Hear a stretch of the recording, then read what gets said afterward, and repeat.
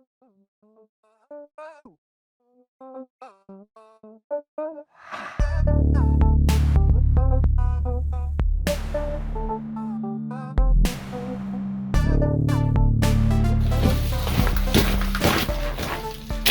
folks, you're back with CGC Sawmill. Today we're going to work on closing up our chicken coop. So I know I see a lot of things on YouTube where they say don't heat your chicken coop, and I totally agree with that. It would be pretty expensive to heat your chicken coop, but one thing that you can do is keep the wind from blowing into your chicken coop. So what we're going to do today is we're going to install a couple of tarps on the screen.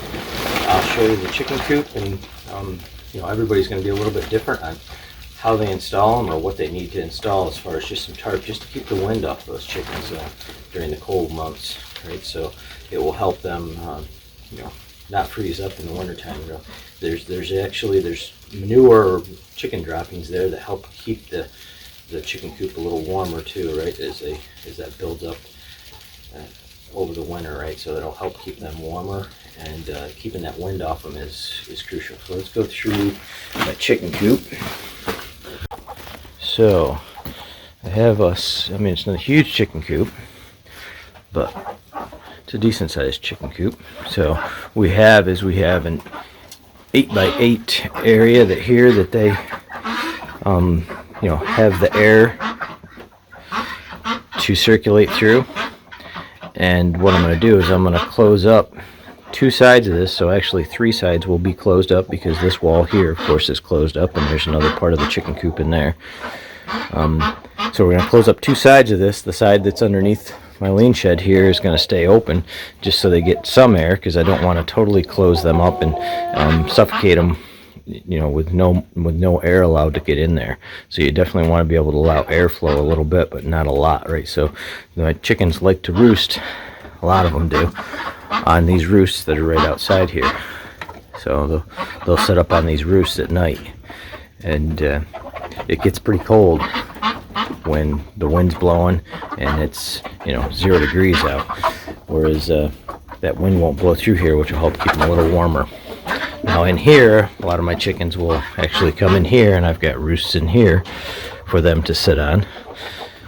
There's one there, there's one there, there's one there, and there's one in the back. You can see two chickens sit on. You can see there's their egg, where they lay the eggs, a nest for each one of them. I did build some shelves so that there's some water up a little bit higher that the ducks can't get into and destroy. I keep that plugged in all winter, and then I have a feed dish up top.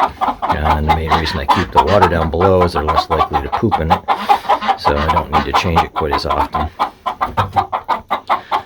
So this is the little area, and I do have a light in here so that you can, if you want to. Some people disagree, some people agree to keep a light on a little bit longer and you'll get more eggs. I'm not sure, I haven't proven that out, but sometimes I will put that on a timer and give them a couple more hours of daylight, just to see if that will affect their laying. But I haven't done trials one winter where I don't use it, one winter I do use it, so I'm not sure it's proven.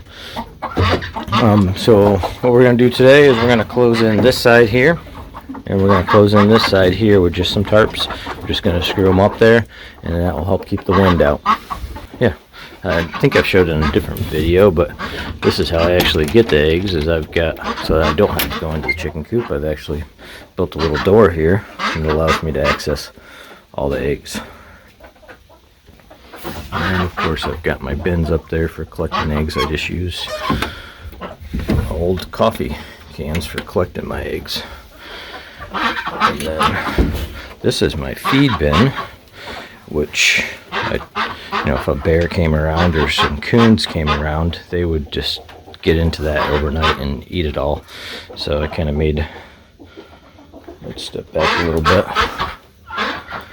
So I just made a little area that will close off, so that any bears that come through or raccoons that come through, raccoons would be the main culprit, don't have access to it at night, because what I can do is actually just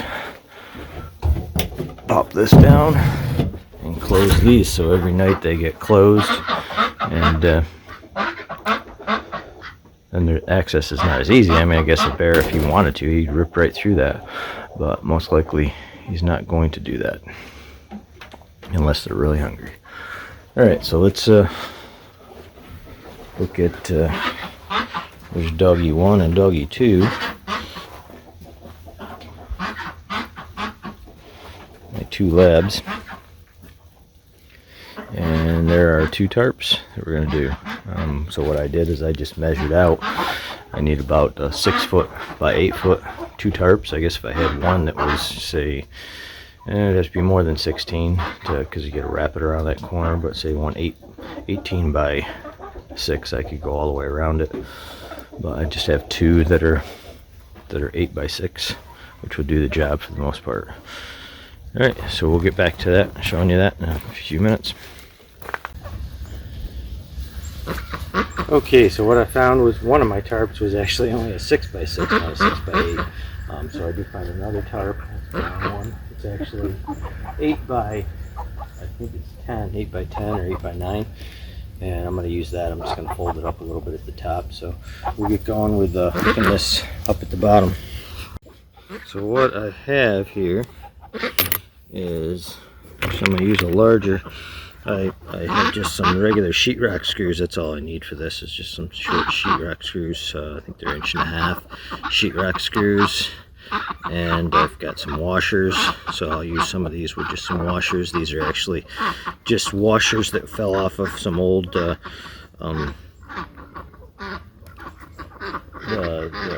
sheet metal from coming off a roof, right? So those were just coming off the sheet metal. They have a bunch of old sheet metal laying around, so I just took those off of that to make some small washers on these so you can see them. And we'll start to screw this on the bottom.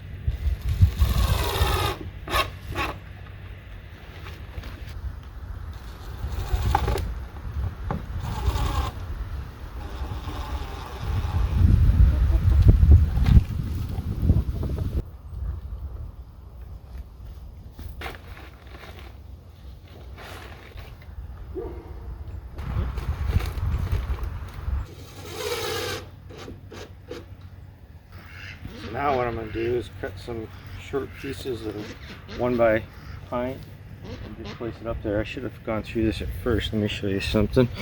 So I did, if you can see her along here, there's a board that goes the length of that, and that allows me to screw these in. And what I'm going to do is just put 1 bys in there, and I'm going to clamp that in different spots along here. Along the side, we'll clamp this up.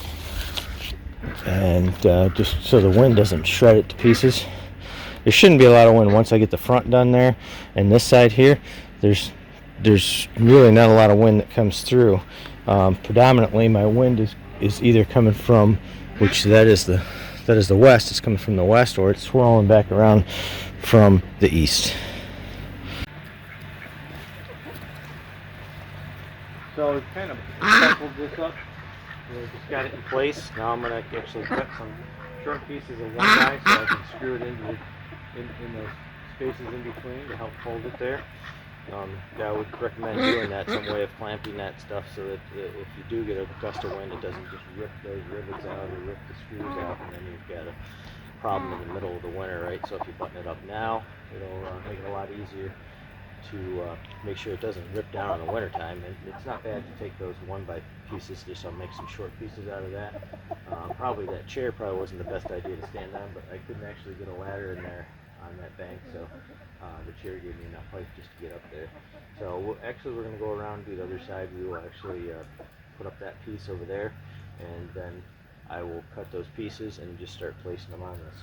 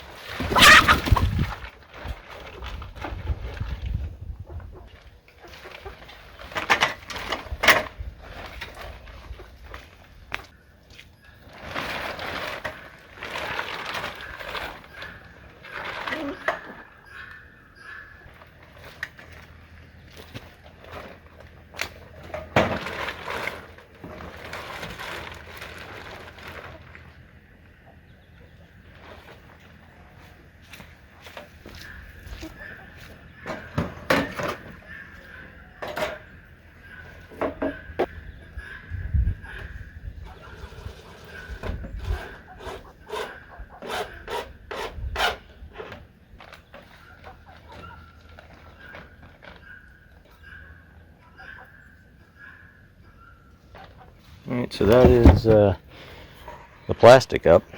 You can see this thing is going to be covered on 3 sides now. We'll still get some airflow in and out of it. There's gaps on the bottom too that allow airflow, so you definitely don't want to seal this thing up. You want air to be able to still flow through it, but the wind not to whistle through it. So now we will cut up some 1x for this.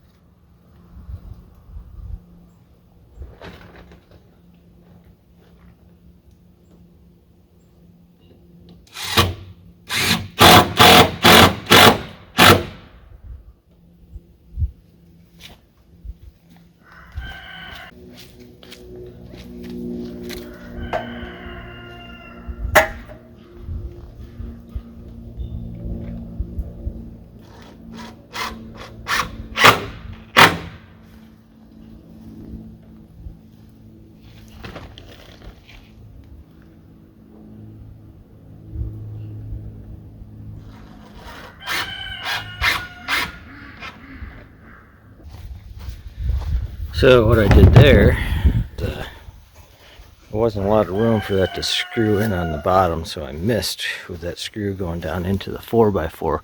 I had it up a little bit too high to go into the 4x4. So what I did is I just took another board and I just set it against the screen there, and when I pushed that screw through it, grabbed that board and pulled everything in, using the screen as leverage to pull that in together. So this is the inside. Now you can see there's a few little gaps, which is good. Underneath there's some gaps. It'll give room for air to flow through, but not the wind to whip.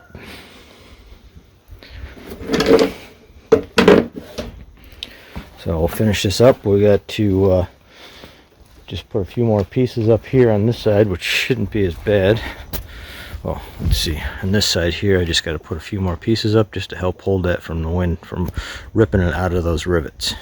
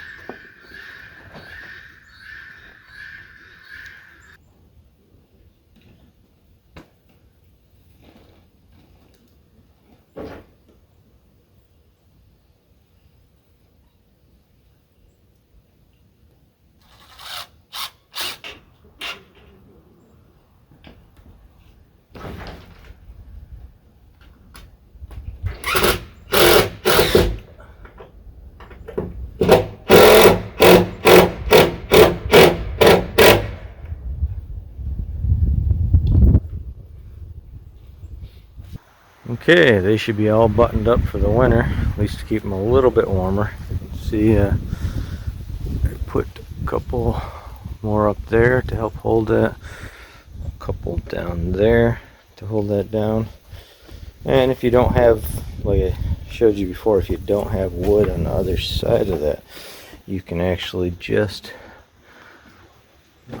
I'm lucky to have spots to be able to screw into there, but if you have a cage and you want to buckle that in there, right, you can just actually lay a piece of wood on the other side of that cage and just screw into that with another piece of wood on the other side to clamp that tarp together against the cage. Right. It's another way of doing it. As you can see, I ran a little board. This board was warped too. You can see it actually warps out, which actually is good. It gives a little bit of airflow down through there, through the bottom. Let me just say to everyone, God bless, and it's a beautiful day here in up in upper north. I guess I shouldn't say exactly where I'm from, but this is another beautiful day. It's around 40 degrees, so it's not too bad. We're expecting some snow tonight, so, and some cold weather this week, so that's why I wanted to get this buttoned up so that the chickens have a little bit of warmth inside there. You all have a great day. Thanks for watching. Bye.